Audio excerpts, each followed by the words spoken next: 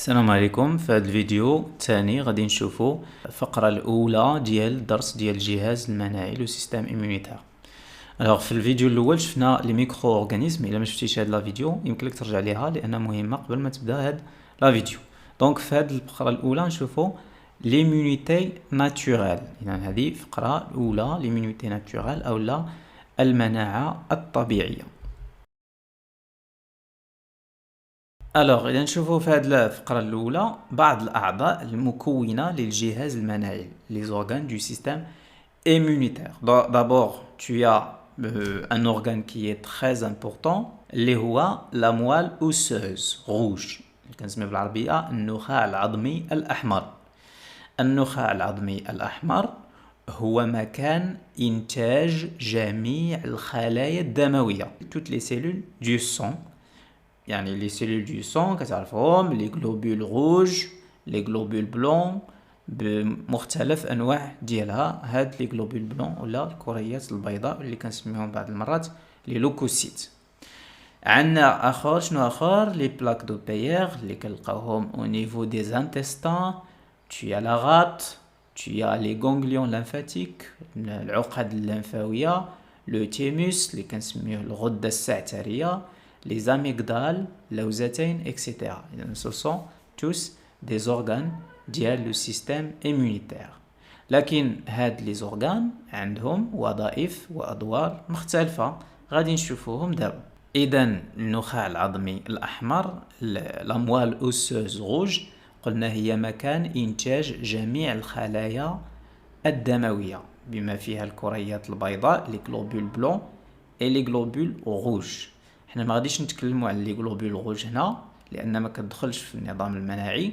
غنتكلموا فقط على الخلايا اللي كتدخل في الخلايا ديال لو سيستيم ايمونيتير اللي كنسميهم لي سيلول ايمونيتير الخلايا المناعيه. الخلايا المناعيه كنلقاو فيها الكريات البيضاء. اذا الكريات البيضاء فيها اصناف مختلفه. كاين عندنا هنايا لي لانفوسيت يعني الليمفوسيت او اللمفاويات. عندنا جوج ديال الانواع لي لانفوسيت اللي كنسميهم تي ولي لانفوسيت اللي كنسميهم بي. اذا بعد خروج هاد اللمفاويات بعد انتاجها على مستوى النخاع العظمي الاحمر لا moelle osseuse rouge les lymphocytes qui sont libérés ne sont pas matures. ils sont immatures غير ناضجة بمعنى لا يمكن ان تقوم بعملها بعد انتاجها مباشرة لانها غير ناضجة. لكن اللمفاويات بي فيتم نضجها مباشرة بعد إنتاجها على مستوى النخاع العظمي. إذا هذه اللمفاويات بي تكون من البداية ناضجة لأن elles sont mûres. إذا تمر من العظم إلى الدم ثم الدم ينقلها في اتجاه الأعضاء أعضاء تخزين اللمفاويات. ما هي أعضاء تخزين اللمفاويات؟ هما لي غونغليون العقد اللمفاوية لي غونغليون لامفاتيك لا غات لابانديس لي بلاكيت ولا لي بلاك دو بايير اكسيتيرا. اذا هادو اعضاء ديال تخزين اللمفاويات اللي شفناهم في لو شيما اللي شفناه قبل. قلنا اللمفاويات تي ال سون ايماتور غير ناضجه بعد وبالتالي فيتم نقلها بواسطه الدم الى الغده السعتريه لو تيموس. لو تيموس هو مكان نضج اللمفاويات تي ومن ثم سميناها لمفاويات تي لي لامفوسيت تي من لو تيموس. داكوغ. اللمفاويات بي قلنا يتم نضجها في العظم انتاجها ونضجها في العظم. لمفاويات تي انتاجها في النخاع العظمي ونضجها في الغده السعتريه. اذا اللمفاويات تي نضجها في الغده السعتريه. لمفاويات بي نضجها في العظم. إذا علاش سميناها لمفاويات بي لي لامفوسيت بي باسكو النضج ديالها في العظم. إذا بون هو العظم باللغة الإنجليزية. لي سيلول إيمونيتير باش نلخصو هادشي كله قلنا يونا دي غلوبول بلون. لي غلوبول بلون الكريات البيضاء لي لوكوسيت اللي عندنا فيهم بزاف ديال الأنواع. من بين الأنواع اللي كتدخل في النظام المناعي كخلايا مناعية كاين النوع الأول اللي كنسميه لي بولي نوكليير. لي بولي نوكليير يعني لاحظتي هاد الخلية عندها نواة فيها فصوص يعني كتبان بحال فيها بزاف ديال لي نوايو. هادشي سميناها متعددة النواة بولي متعددة نواة نوكليير. إذا لي ماكروفاج هذا نوع الثاني، ماكروفاج بالعاميات الكبيرة. إذا هاد الخلايا بجوج سواء البولينوكليير ولا ماكروفاج كنسميهم لي فاغوسيت. لي فاغوسيت غادي نشوفوا على سميناهم بحال هكا. Et puis nous avons les lymphocytes. Donc phagocytes, lymphocytes. Les lymphocytes قلنا B ou les lymphocytes T. T thymus, B bone العظم. Alors on va résumer tout ça. Les organes lymphoïdes, on a la moelle osseuse. C'est le lieu de production de toutes les cellules immunitaires. Les lymphocytes T, les lymphocytes B, les globules blancs, les fihom, les chfna, les macrophages, les polynucléaires. Et on a la maturation des lymphocytes B dans la moelle osseuse, mais les lymphocytes T, ils deviennent matures au niveau du thymus. Et puis nous avons les organes de stockage. أعضاء تخزين الليمفاويات عندما تنضج. يعني la rate, الطحال, les ganglions lymphatiques, les amygdales, les plaques de Peyer, etc. Ce sont le lieu de l'accumulation تخزين ديال مختلف الخلايا المناعية اللي عندها دور كبير في محاربة الجراثيم والعناصر الأجنبية على الجسم. بعد ما شفنا أعضاء والخلايا المتدخلة في الجهاز المناعي، غنشوفوا دابا ما هي الحواجز التي تمنع من تسرب الجراثيم إلى الجسم. Quelles sont les barrières naturelles de l'organisme. Alors les barrières, on les appelle les barrières naturelles, ce sont des moyens de défense contre l'infection. هي وسائل للدفاع ضد تسرب الجراثيم إلى الجسم. Quelles seraient nos premières lignes de défense؟ ما هي الحواجز الأولى للدفاع عن تسرب الجراثيم أو منع تسرب الجراثيم إلى الجسم؟ قلنا هناك نوعين. لأن هناك نوعين. النوع الأول هو عبارة عن أغشية، غشاء بحال الجلد يحمي تسرب الجراثيم إلى الدم إلى داخل الجسم، أو لا لي ميكوز اللي هي بعض الأغشية اللي كنلقاوها في الأعضاء المفتوحة للخارج، بحال مثلا لو تيوب ديجيستيف فيه طبقة من الخلايا اللي كنسميوها لي ميكوز، والدور ديالها منع تسرب الجراثيم إلى الدم. قلنا الجلد، لي ميكوز اكسيتيرا.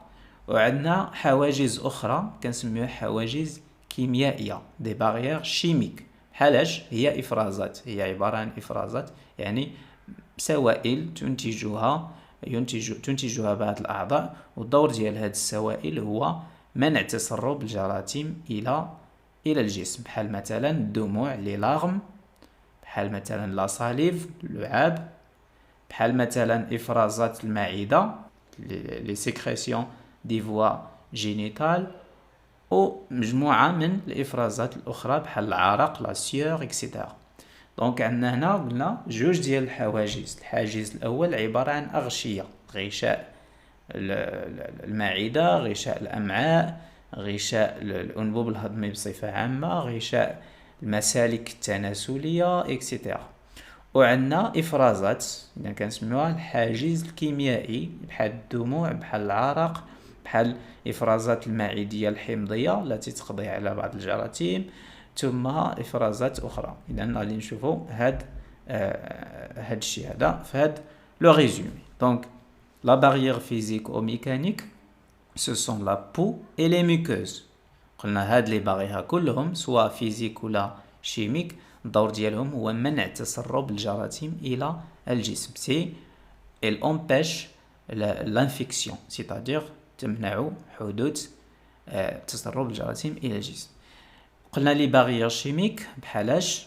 بحال لي لارم، الدموع، لا سيور، العرق، لا ساليف، اللعاب، لاسيديتي دو ليستوما، حمضية المعدة، لي سيكريسيون انزيماتيك ديجيستيف، بعض الإفرازات الأنزيمية موجودة في العصارات الهضمية، et les sécrétions des voies génitales، الإفرازات المسالك التناسلية كذلك. إذا قلنا الجسم يمنع مرور الجراثيم إليه إلى الوسط الداخلي بواسطة وسيلتين. الوسيلة الأولى هي الحواجز الميكانيكية، الجلد والأغشية المخاطية. الأغشية المخاطية لي ميكوز هي أغشية الأنبوب الهضمي وأغشية المسالك التنفسية إكسيتيرا. ثم هناك الحاجز الكيميائي لا بارير شيميك اللي هو إفرازات بعض المواد بواسطة الأعضاء، واللي الدور ديالها هو منع تسرب الجراثيم إلى الجسم. الآن ماذا يحدث عندما يتم اختراق هذه الحواجز؟ يعني السؤال مثلا عند الإصابة بجرح une plaie par exemple ولا une blessure ولا une piqûre.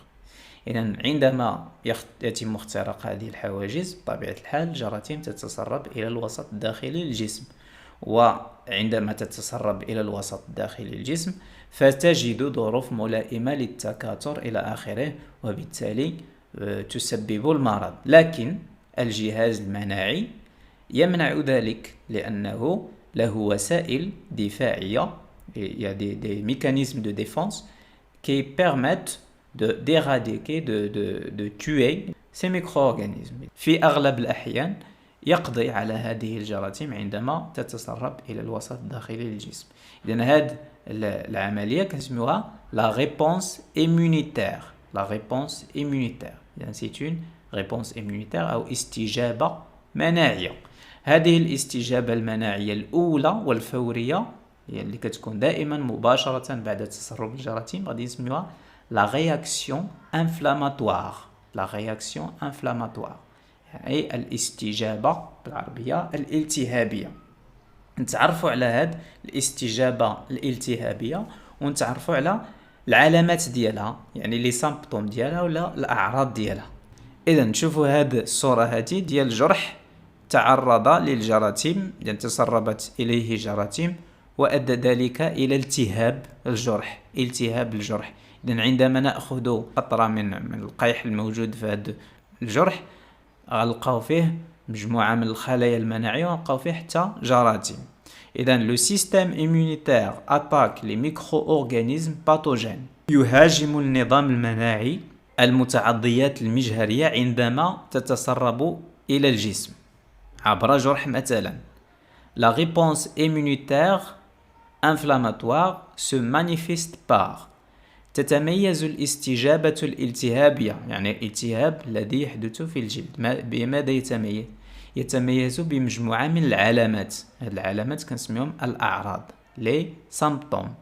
يعني العلامة الأولى هي لا روجور، إحمرار هذا المكان الذي تتسرب إليه الجراثيم. لا دولور، الإحساس بالألم. لو غونفلومون، الانتفاخ، انتفاخ الجرح مثلا. et augmentation de la température locale، وارتفاع محلي لدرجة الحرارة. إذن 4 ديال العلامات: la rougeur, la douleur, le gonflement et l'augmentation locale de la température. هذه الأعراض كلها تصاحبها ظاهرة تقوم بها الكريات البيضاء اللي سميناهم لي فاغوسيت اللي شفناهم قبل قليل، وهذه الكريات البيضاء تقوم بمحاولة القضاء على هذه الجراثيم التي تسربت إلى الجرح. يعني la première question اللي نجاوب عليها préciser les symptômes de la réaction inflammatoire. ما هي أعراض الاستجابة الالتهابية؟ أشنو قلنا على الاستجابة الالتهابية؟ هي استجابة ديال الجسم مباشرة عندما تتسرب الجراثيم إلى الجسم عبر جرح مثلا. يعني تحدث استجابة للجسم نسميها استجابة التهابية، l'inflammation أو الالتهاب. Comment peut-on les expliquer؟ كيف يمكننا تفسير هذه الأعراض؟ دائما في خارج الجسم توجد جراثيم مختلفة وكثيرة، دائما على الجلد إلى آخره، في الهواء etc. عندما يحدث جرح فتتسرب مباشرة إلى داخل الجرح. ثم يعني لابلي جرح، وفي العنصر 3 هو الطبقة الأولى ديال الخلايا اللي كنسميوها البشرة ليبيدارم. ثم في هذا المكان هناك خلية اللي كنسميوها اون فاغوسيت بلعامية، نشوفوا علاش سميناها بلعامية. سي ان غلوبول بلون لو ديرم ديال الطبقة السفلى نسميو لو ديرم بالأدمة. هاد لي فاغوسيت كاينين في الدم داخل العرق الدموي، ولكن يمكن لهم يخرجوا من العرق الدموي للمكان اللي تسربت فيه الجراثيم. وشنو كتلاحظ هنا؟ هاد البلعاميات تحاول ابتلاع هاد الجرثومة، مثلا بكتيريات هنايا. اذا ابتلاع هادشي سميناه بلعمة او بلعميات فاغوسيت. داكوغ؟ اذا هاد لي فاغوسيت كيديرونا واحد الظاهرة ديال ابتلاع هاد الجراثيم التي ستتسرب الى الجسم. وهاد الظاهرة ديال الابتلاع ومحاولة القضاء على هاد الجراثيم كنسميوها لا فاغوسيتوز، البلعمة، لا فاغوسيتوز. شكون اللي كيدير لا فاغوسيتوز؟ دي سيلول اللي كنسميوهم لي فاغوسيت. وشنو هما هاد لي فاغوسيت؟ سو سون دي غلوبول بلون، كريات بيضاء. الوغ دابور السؤال الاول لي سيمبتوم شفناهم: لا روجور، لو gonflement, la sensation locale de douleur ou la sensation de douleur et l'augmentation locale de la température. كيفاش يمكن لنا نفسروا هاد لا روجور؟ علاش عندنا احمرار لا روجور؟ Pourquoi? Parce qu'on a augmentation du débit sanguin au niveau de la zone infectée. لأن هناك ارتفاع صبيب الدم، يعني حجم الدم يتدفق الدم أكثر إلى هذه المنطقة التي أصيبت بالجرح. لماذا؟ لأن الدم قلنا مسؤول عن إيصال هاد البلعاميات إلى مكان الجرح. gonflement، لماذا يحدث انتفاخ؟ لأن هناك يعني قلنا dilatation des capillaires sanguins، أو لا تمدد العروق الدموية والشعيرات الدموية. من أجل ماذا؟ من أجل خروج البلعاميات يعني وخروج البلازما كذلك. sensation de douleur، لماذا؟ يعني يكون هناك إحساس بالألم لأن المنطقة الملوثة بالجراثيم التي تسربت إليها الجراثيم تحتوي بطبيعة الحال على مستقبلات حسية، des récepteurs sensoriels. augmentation locale de la température، راجع إلى نشاط الخلايا. Il est dû à l'activité cellulaire importante au niveau de la zone lésée. راجع إلى عمل الخلايا المهم. اش من خلايا كنهضروا عليهم؟ لي فاغوسيت اللي كيديروا ظاهرة البلعامة، لا فاغوسيتوز اللي غادي نشوفوا هذا. إذا كيف تحدث هذه الاستجابة اللي سميناها الاستجابة الالتهابية، لا ريبونس انفلاماتوار؟ يعني نشوفوا آليات لي ميكانيزم de la réponse immunitaire inflammatoire. D'abord, la réponse immunitaire inflammatoire شفنا كتم بتدخل خلايا دموية اللي سميناها لي لوكوسيت ولا لي غلوبول بلون. كي سون لي غلوبول بلون؟ شفنا جوج الانواع اللي كيديروا لا فاغوسيتوز، منهم لي فاغوسيت هما لي بولينيوكليير متعددة النواة، لي ماكروفاج بالعاميات الكبيرة، لي ماكروفاج. دونك لي بولينيوكليير et les macrophages. هاد العملية اللي كنشوفوها هنا هي ظاهرة الانسلال. البلعاميات تحاول الخروج، تغادر العروق الدموية. هاد الظاهرة كنسميوها انسلال، سي لا ديابيداز، لا ديابيداز.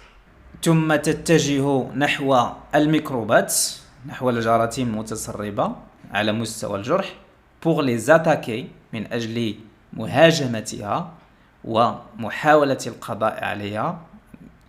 يعني هذه الظاهرة كنسميوها لو فينومين دو لا فاغوسيتوز، يعني ظاهرة البلعمة.